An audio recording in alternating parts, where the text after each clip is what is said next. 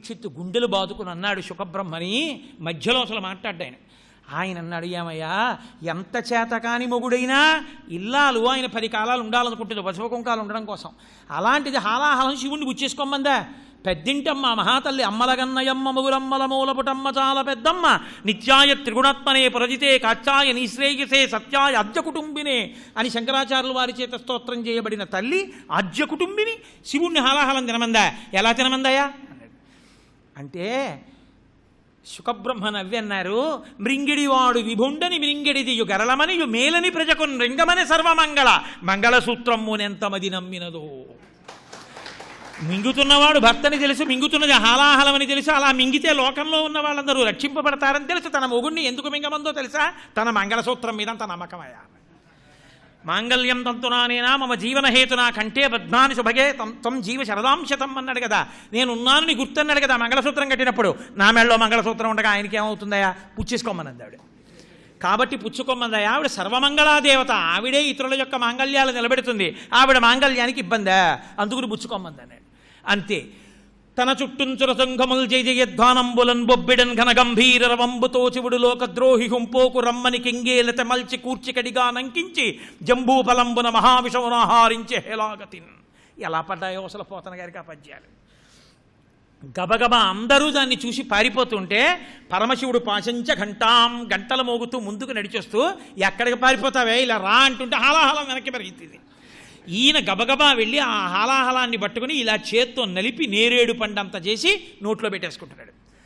తన చుట్టూంచుర సంఘముల్ జయజయధ్వానంబులన్ బొబ్బిడన్ ఘన గంభీర రవంబుతో చివుడు లోకద్రోహి హుంపోకు రమ్మని కెంగేల తెమల్చి కూర్చి కడిగా నంకించి జంబూఫలంబున మహావిషమునాహారించే హేలాగతిన్.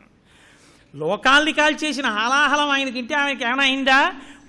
ఒడలంబారవు పాప పేరు ఒడలన్ ఘర్మాంబుజాలంబు పుట్టదు నేత్రంబులు నెర్రబారవు నిజ జూటాచంద్రుడున్ కందడున్ వదనాంభోజము వాడదా విషమును ఆహ్వారించుతో దాయిచో పదిలంబై కడిచేయుచో దిగుచుతో భక్షించుతో మృగుచో అన్నారు పోతన గారు. ఆ హాలాహలాన్ని పట్టుకున్నప్పుడు కానీ, కడి చేసినప్పుడు, ముద్ద చేసినప్పుడు కానీ, నోట్లో పెట్టుకున్నప్పుడు కానీ, మింగినప్పుడు కానీ దాని వేడి పెడుతుంటే కనీసం ఆయనకి చెమట పట్టలేదు. అగ్నిహోత్రం చూసి పారిపోయేటటువంటి పావుల్లో ఓ పిల్లపావు కూడా కిందకి జారిపోలేదు. పైన ఉన్న చల్లని చంద్రుడు కందిపోలేదు. ఒంటి మీద పొక్కు పుట్టలేదు. ఇక్కడ పెట్టేసుకుని మింగేద్దామనుకుని ఉదరములో కంబులకొను చదనంబగుటెరిగిచి విడుచటల విషాగ్నిన్ కుదురుకునే కంఠబిలమున పదిలంబుగా నిలిపే మధుర సూక్ష్మ ఫలర సముక్రియన్. మింగేద్దాం అనుకుని, అయ్యో నా కడుపు నిండా లోకాలన్నీ ఉన్నాయి, మింగేస్తే కాలిపోతాయని మింగడం మానేసి కంఠంలో పెట్టుకుంటే తెల్లటి మా స్వామి కంఠం నల్లగా మచ్చొచ్చింది. నీలకంఠ గరళకంఠ శ్రీకంఠ అని లోకమంతా ఇన్ని కీర్తించింది. అసౌ యోవసర్పతి నీలగ్రీవో విలోహిత ఉతైనం గోపా దృశన్ను దృశన్ను దహార్య అని యజుర్వేదం 2 చేతులు ఎత్తి నమస్కారం చేసింది. అదిగో నీలలోహిత రుద్రుడు ఆకాశంలో తెల్లవారుధామున కనబడుతున్నాడని. అలా చేసి మహానుభావుడు హాలాహల భక్షణం చేసి లోకాన్ని రక్షించాడయా. పార్వతీదేవి ఆ రోజున మళ్ళీ పిల్లల్ని కాపాడేటట్టుగా చేసింది. రుద్రుణ్ణి శివుణ్ణి చేస్తుంది, శివుణ్ణి రుద్రుణ్ణి చేస్తుంది. ఆ దంపతులు ఇద్దరూ కలిసి లోకాలకి తల్లిదండ్రులు. వాగర్ధ వివ సంపృక్తవు వాగర్ధ ప్రతిపత్తయే జగత పితరవు వందే పార్వతీ పరమేశ్వరవు. అటువంటి వైభవమూర్తులయ్యా వాళ్ళిద్దరూనని మహానుభావుడు పోతన గారు ఆంధ్రీకరించిన భాగవతంలో ఈ ఘట్టాన్ని చెప్పి హాలాహల భక్షణ కదా హేలాగతి భిన్న వ్రాయ నెలమి పఠింపన్ వ్యాళానల వృశ్చికముల పాడై చెడరెట్టి జనులు. ఎవరైతే ఈ హాలాహల భక్షణ కథని పరమ సంతోషంతో వింటారో, పరమ సంతోషంతో చెప్తారో, కనీసం పరమ సంతోషంతో రాస్తారో, అటువంటి వారికి వ్యాళానల వృశ్చికముల పాడై చెడరెట్టి జనులు విషము వలన, విషజంతువుల వలన, ప్రత్యేకించి తేళ్ళు పావులు వాళ్ళని ఏమీ చెయ్యవు.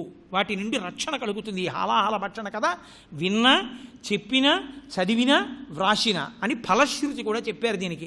అంత గొప్ప ఇతివృత్తాంతం పార్వతీ పరమేశ్వర వైభవం గురించి అవతల దక్షయజ్ఞ ధ్వంసంగా, యువతల హాలాహల భక్షణంగా ఏకంగా 3వ స్కంధంలోంచి 8వ స్కంధంలోకి దూకి ఆ రెండింటినీ కలిపాను ఇవాళ భాగవతంలో. ఆహ్లాదోపాఖ్యానం. కంచికామకోటి పీఠాధిపత్యం వహించి నడిచే దేవుడు అని పేర్గాంచి సనాతన ధర్మం యొక్క వైభవాన్ని ప్రపంచమంతటా ఎగురవేసినటువంటి కారణజన్ములు అపర శంకరాచార్యుల వారు మహాపురుషులు, ప్రాతస్మరణీయులు. ఎవరిని స్మరించి నమస్కరించినంత మాత్రం చేత పాపరాశి దగ్ధమవుతుందో అంతటి మహనీయులు. శ్రీ శ్రీ శ్రీ చంద్రశేఖరేంద్ర సరస్వతి మహాస్వామి వారి జీవితంలో ఆయనకి అంతటి మహాపురుషుడు కావడానికి మార్గాన్ని ప్రచోదనం చేసినటువంటి ఆఖ్యానము ప్రహ్లాదోపాఖ్యానం. ఆయన చెప్పుకున్నారు, ఆయన 90 సంవత్సరముల వయస్సు దాటిపోయిన తర్వాత ఒకసారి అనుగ్రహ భాషణం చేస్తూ ప్రహ్లాదోపాఖ్యానం గురించి మాట్లాడుతూ అకస్మాత్తుగా ఆగిపోయారు. ఆయన ఆగిపోయి అప్పుడు తన బాల్యం గురించి మాట్లాడుతూ చెప్పారు, ప్రహ్లాదోపాఖ్యానం విన్నప్పుడు నా మనసుని కదిపినటువంటి పద్యాలు ఇవి, ఈ శ్లోకాలు. నాకు ప్రహ్లాదుని యొక్క వ్యక్తిత్వం అంత నచ్చి అలా ఉండగలనా అని ఒక భావన ఏర్పడింది. తదుపరి కాలంలో నా జీవితంలో నేను ఇలా నిలబడడానికి కారణం ప్రహ్లాదోపాఖ్యానమే అని చెప్పుకున్నారు. కాబట్టి ప్రహ్లాదోపాఖ్యానం సామాన్యమైనటువంటి విషయం కాదు, మనకి అంతటి మహాపురుషుణ్ణి ప్రభావితం చేసి అందించినటువంటి ఆఖ్యానమది. అటువంటి ప్రహ్లాదుడు జన్మించడానికి కారణం హిరణ్యకశిపునికి సంహారమునకు అతను హేతు అవ్వడం. చిత్రమేమి అంటే హిరణ్యాక్ష హిరణ్యకశిపులు సోదరులు. అందులో హిరణ్యకశిపుడు పెద్దవాడు, హిరణ్యాక్షుడు చిన్నవాడు. నేను మీతో మనవి చేశాను, పూర్వం సనకసనందనాదుల యొక్క శాప కారణంగా జయ విజయులు వైకుంఠంలో ఉండేటటువంటి ద్వారపాలకులు 3 జన్మల పాటు వైరంతో మెలగి మళ్ళీ తిరిగి శ్రీ మహావిష్ణువుని చేరుకోవడం కోసమని ఈ భూమండలం మీద జన్మించారు. అందులో హిరణ్యాక్షుడు యజ్ఞవరాహస్వామి వారి చేతిలో హతుడైనటువంటి వృత్తాంతాన్ని నేను మీకు వివరించి ఉన్నాను. ఆ హిరణ్యాక్షుని యొక్క అన్నగారైనటువంటి వాడు హిరణ్యకశిపుడు, పెద్దవాడు హిరణ్యకశిపుడు. ఈ హిరణ్యాక్ష హిరణ్యకశిపుల యొక్క విశేషమేమి అంటే వాళ్ళు చెప్పినటువంటి వేదాంతం వింటే చాలా తెల్లబోయేటట్టుగా ఉంటుంది. అసలు నాకు ప్రహ్లాదోపాఖ్యానం చదివేటప్పుడు అప్పటికీ ఇప్పటికీ నాకు ఎప్పటికీ చాలా చమత్కారంగా ఉండేది. అసలు హిరణ్యకశిపుడు చెప్పినటువంటి వేదాంతమే చాలా ఆశ్చర్యంగా ఉంటుంటుంది నాకు. ఎందుకని అంటే హిరణ్యాక్షుడు మరణించిన తరువాత ఆయన భార్యలు, తల్లి అయినటువంటి దితి ఏడుస్తున్నారు. సహజం కదా. ఈయన వచ్చాడు హిరణ్యకశిపుడు అన్నగారు. వచ్చి తల్లితో ఆయన ఒక మాట అన్నాడు. నిజంగా ఆ మాట ఏ శంకర భగవత్పాదులో చెప్పే మాటలా ఉంటుంది. అది అంత వేదాంతం మాట్లాడాడు. నిరాగార నివిష్టపాంధుల క్రియన్ సంసార సంచారుల్ ఒత్తురు కూడి విత్తురు సదా సంగంబులీదొక్కచో శురుల్పోయిడి త్రోవపోయెను భవత్సూనుండు తల్లి మహాశురుండాతడు తద్వియోగమునకున్ శోకింప నీకేటికిన్. పోతన గారు మహానుభావుడు అటువంటి పద్యాలు పడ్డాయి ఆయనకి. నిరాగార నివిష్టపాంధుల క్రియన్ సంసార సంచారుల్ ఒత్తురు కూడి విత్తురు సదా సంగంబులేదు ఒక్కచో. చలివేంద్రాలని ఉంచుతూ ఉంటారు వేసవి కాలంలో. ఆ చలివేంద్రం దగ్గర అన్ని వైపుల నుంచి ప్రయాణించేటటువంటి బాటసారులు కలుసుకుంటారు. ఎందుకు కలుసుకుంటారు అంటే ఒక్క కారణానికే కలుసుకుంటారు. అందరిలోనూ తాపం ఉన్నది, దాహం ఉన్నది. అది తీర్చుకోవడానికి స్థానం అది అయి ఉన్నది, అందుకొస్తారు. ఒక ఆయన తూర్పు దిక్కుగా వెడుతూ ఉంటాడు, ఒక ఆయన తూర్పు నుంచి పశ్చిమానికి వెడుతూ ఉంటాడు, ఒక ఆయన ఉత్తరం నుంచి దక్షిణానికి వెడుతూ ఉంటాడు, ఒక ఆయన దక్షిణం నుంచి ఉత్తరానికి వెడుతూ ఉంటాడు. అందరూ అక్కడ కలుసుకుంటారు. కలుసుకుని కాస్త తలపాగాలు విప్పేసిన మంచినీళ్ళు తాగుతారు. తాగిన తర్వాత ఏదో మాట్లాడుకోవాలి కాబట్టి మాట్లాడుకుంటారు. మీరు ఎక్కడి నుంచి వస్తున్నారంటే మీరు ఎక్కడి నుంచి వస్తున్నారు అని పలకరించుకుంటారు. ఆ పలకరించుకోవడం అయిపోయిన తర్వాత కాసేపు వాళ్ళ మధ్య ఏదో అనుబంధం ఏర్పడినట్టుగా ఉంటుంది. కానీ కొంతసేపు అయిన తర్వాత తూర్పుకి వెళ్ళి ఆయన తూర్పుకి వెళ్ళిపోతాడు, పశ్చిమానికి వెళ్ళిపోయి ఆయన పశ్చిమానికి వెళ్ళిపోతాడు. వాళ్ళెవరూ అక్కడ ఇవి నిలబడిపోరు. ఏదో పలకరించుకున్నాం కదా, కాసేపు కూడి ఉన్నాం కదా, అందరం ఇక్కడే దాహం తీర్చుకున్నాం కదా అని వాళ్ళు నిలబడరు, వాళ్ళు వెళ్ళిపోతూ ఉంటారు. అమ్మా ఈ సంసారం అటువంటిదమ్మా. నిరాహార నివిష్టపాంధుల క్రియన్ సంసార సంచారుల్ ఒత్తురు కూడి విత్తురు. ఒకరితో ఒకరు కలుసుకుంటారు. మొట్టమొదట పుట్టినప్పుడు తల్లి తండ్రి, అమ్మ నాన్న లేకపోతే నేను ఎక్కడుంటానంటాడు. శంకరాచార్యులు వారు భజగోవిందంలో అంటారు, కాతే కాంత కస్తే పుత్ర సంసారోయమతీవ విచిత్ర కస్యత్వం కక్కుతయాయాత తత్వం చింతియ తదీయభ్రాత అంటారు. నేను ఎక్కడి నుంచి వచ్చానో నాకు తెలియదు, నా భార్య ఎక్కడి నుంచి వచ్చిందో అంతకన్నా తెలియదు, నా బిడ్డలు ఎక్కడి నుంచి వచ్చారో అంతకన్నా తెలియదు.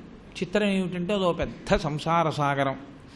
ఏదో కొన్నాళ్ళు కలిసి ఉండడం, రెండు గడ్డి పరకలు నదీ ప్రవాహంలో కొట్టుకుంటూ కలుసుకున్నట్టుగా కలుసుకోవడం, ఎవరు ముందు వెళ్ళిపోవలసి వస్తే వాళ్ళు వెళ్ళిపోవడం, వెళ్ళిపోయిన తర్వాత వాళ్ళు వెళ్ళిపోయారు కాబట్టి నేను ఉంటానా అన్నంతగా ఏడవడం, ఆ తర్వాత ఎవడి గొడవ వాడిది. కాబట్టి సంసార సంచారులు ఒత్తురు కూడి విత్తురు, కలుస్తారు విడిపోతారు. అది పెద్ద విశేషమేముందమ్మా. కానీ నీ కొడుకు చాలా గొప్పవాడు. ఎందుకో తెలుసా? శూరుల్పోయుడి త్రోవపోయను భవత్సు నుండు తల్లి. నీ కొడుకు యుద్ధంలో సాక్షాత్ శ్రీ మహావిష్ణువుతో పోరాడాడు కాబట్టి వీరస్వర్గానికి వెళ్ళేవాళ్ళు వెళ్ళేటటువంటి మార్గంలో వెళ్ళిపోయాడు. ఏ సామాన్యమైన విషయమా? మహాశూరుండాతడు, అతను చాలా గొప్పవాడు. అటువంటి వాడి గురించి తద్వియోగమునకు శోకింప నీకేటికి. ఎందుకమ్మా అటువంటి కొడుకు గురించి, అంత గొప్పగా వెళ్ళిపోయిన వాడి గురించి ఏడుస్తావేమిటమ్మా? అలా ఏడవకూడదు. అది చాలా సహజమైన విషయం. పరబ్రహ్మం ఒకటి ఉంది లోకంలో, అది ఆడిస్తూ ఉంటుంది. జంత్రగాడై బొమ్మల్ని పేర్చినట్టుగా కలుపుతూ ఉంటాడు. కలుపుతాడు, కలుసుకున్నప్పుడు కలుసుకుంటాం, విడిపోయినప్పుడు విడిపోతాం. ఏదో కొంతకాలం.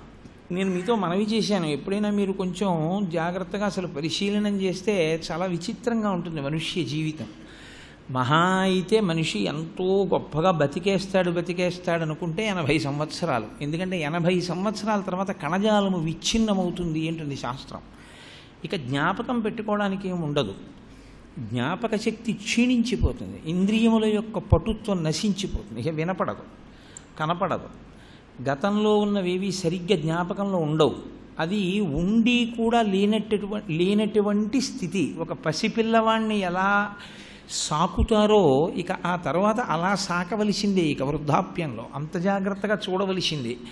అది ఉండి చెయ్యడానికి ఏమీ ఉండే స్థితిగా చెప్పడం చాలా కష్టమైనటువంటి విషయం. కాబట్టి ఇక ఆ మిగిలినటువంటి జీవితంలో ఏమైనా ఉంటే అదే ప్రధానంగా ఉంటుంది. కానీ చాలా గొప్పవి అనుబంధాలు అనుకున్న అనుబంధాలు ఒక్కొక్కటి జారిపోవడం మొదలుపెట్టేస్తాయి. ముందు తరం వాళ్ళు జారిపోతారు, తల్లి తండ్రి వాళ్ళు. తర్వాత తన తరంలో వాళ్ళు, తనకన్నా ముందు పుట్టిన వాళ్ళు జారిపోవడం మొదలు పెడతారు.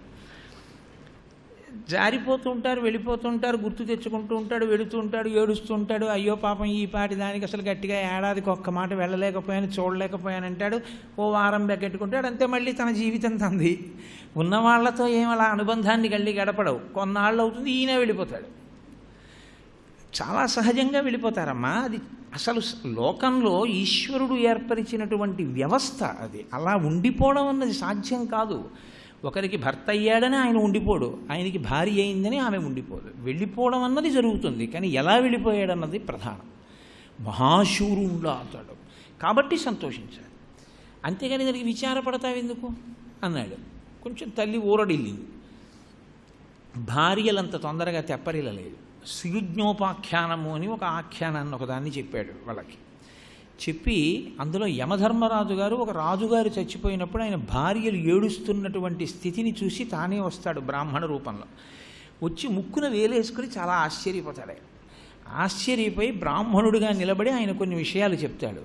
దాన్ని చెప్తాడు హిరణ్యకశిపుడు మరదళ్ళకి. చెప్తూ ఒక మాట అంటాడు, మచ్చిక వీరికెల్ల బహుమాత్రము చూజ్యము దేహి పుట్టుచున్ చచ్చుచునుండ చూచెదరు తా చావక మానెడువారి భంగి ఈ చచ్చిన వానికి ఇచ్చెదరు. చావక నుండుట సాధ్యంబగునే ఎచ్చట నుండి వచ్చనచ్చటికి పోవుట నైజము ప్రాణికోటికి. ఏమిటిదా ఆ రాజు చచ్చిపోయాడని అలా ఏడుస్తున్నారు ఏమిటి వీళ్ళందరూ అని ఆయన అన్నాడు యమధర్మరాజు గారు బ్రాహ్మణ వేషంతో. మచ్చిక వీరికెల్ల బహుమాత్రము చోజ్యము, వీళ్ళకి ఇలా అర్థం లేని ప్రేమలు, సత్యాన్ని విస్మరించడం, అసత్యాన్ని పట్టుకుని ఏడుస్తూ ఉండడం, ఇవన్నీ వీళ్ళకి అలవాటు ఈ లోకంలో. బహుమాత్రము చోజ్యము దేహి పుట్టుచున్ చచ్చుచునుండ చూచెదరు. చూడని వాడెవరు? శరీరంతో రావడం, శరీరాల్ని విడిచిపెట్టడం చూస్తూనే ఉన్నారు. చచ్చి తీరాలి ఎవడైనా సరే. కాబట్టి ఎక్కడ నుంచి తప్పుకోవడానికి ఎక్కడైనా దాక్కోగలవేమో, సావు నుంచి తప్పుకోవడానికి ఎక్కడ దాక్కుంటావు? ఒక గడుసు వ్యక్తి ఆయన ఒక మాట అన్నాడు, నేనున్నంతకాలం చావు రాదు, చావు వచ్చాక నేనుండను. చచ్చిపోకుండా ఉన్నంతకాలం నేను చెయ్యవలసిన విషయాల గురించి నా కర్తవ్యం, చచ్చిపోయిన తర్వాత ఏం జరగాలన్నది నా బిడ్డల కర్తవ్యం, లేకపోతే అథవా మున్సిపాలిటీ వాళ్ళ కర్తవ్యం. కాబట్టి నేను చావు గురించి ఆలోచించను అన్నాడు. నిజమే, చాలా గొప్ప మాట అనిపించింది నాకు. అలా ఈ చచ్చిన వానికే చెదరు చావున కొల్లక దాగవచ్చునే. అసలు అమ్మా నాకు తెలియక అడుగుతాను, ఏమిటి మీ అందరు ఏదో ఉండిపోయే వాళ్ళలా అలా ఏడుస్తున్నారేంటి? వెళ్ళిపోయాడు హిరణ్యాక్షుడు వెళ్ళిపోయాడు అంటారేంటి? అందరూ వెళ్ళిపోవలసిందే, ఎవ్వరూ ఉండరు లోకంలో. కాకపోతే ఒకడు ముందెళ్ళి అక్కడ ఉంటాడు, వెనక వెళ్ళి వీడు కలుసుకుంటాడు, అంతే తేడా. పెద్ద అంతకన్నా ఏం ఉండదు. ఈ పాటి దానికి పెద్ద ఏదో అయ్యో మనం ఉండిపోయాం, వాడు వెళ్ళిపోయాడు, వాడు ఎప్పుడు రాడు, మనం వెళ్ళము అంటే ఏడవాలి. మనము వెళ్ళిపోతాం కదా, ఇంక ఏడిపెందుకుదా ఆ పాటి దానికి. కాబట్టి చావున కొల్లక దాగవచ్చునే, ఎచ్చట నుండి వచ్చే నచ్చటికి పోవుట నైజము ప్రాణికోటికి.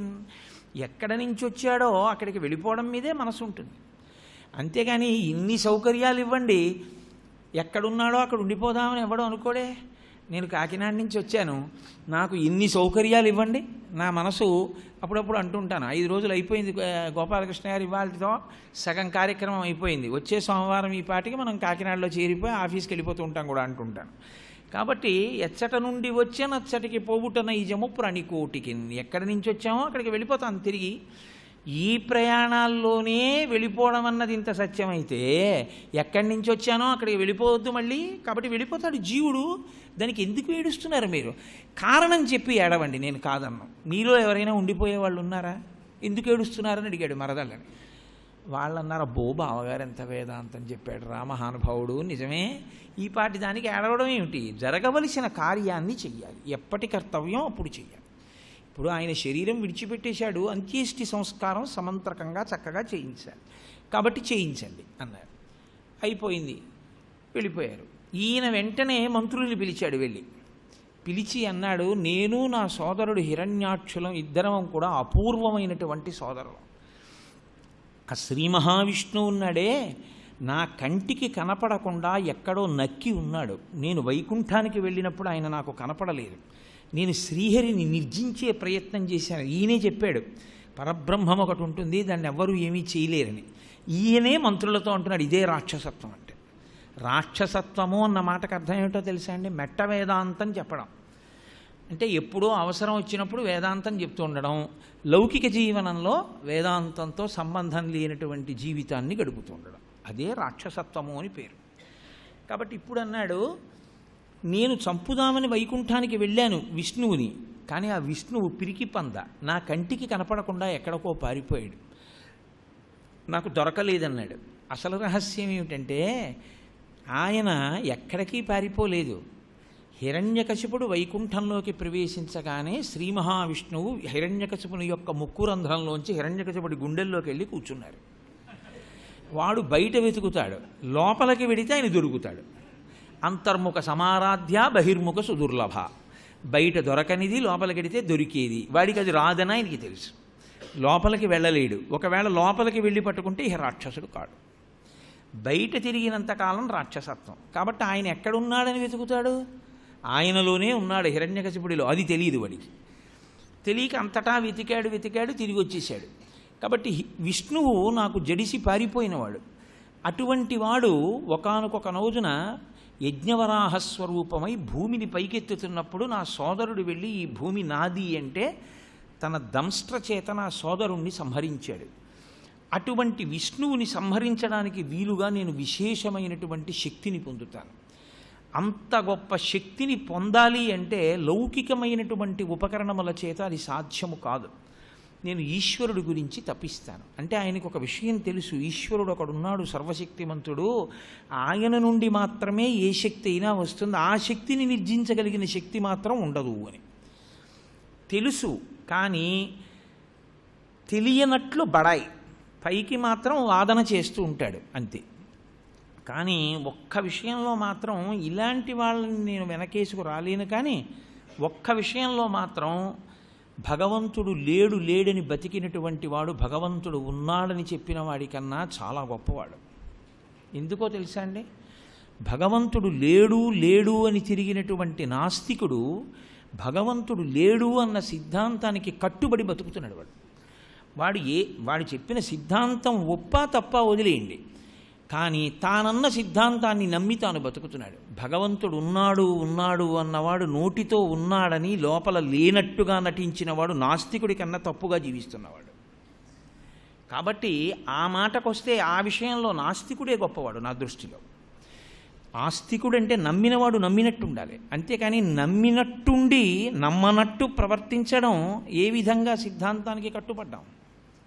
అందుకని ఆ విషయంలో అంగీకరించడం కుదిరే విషయం కాదు.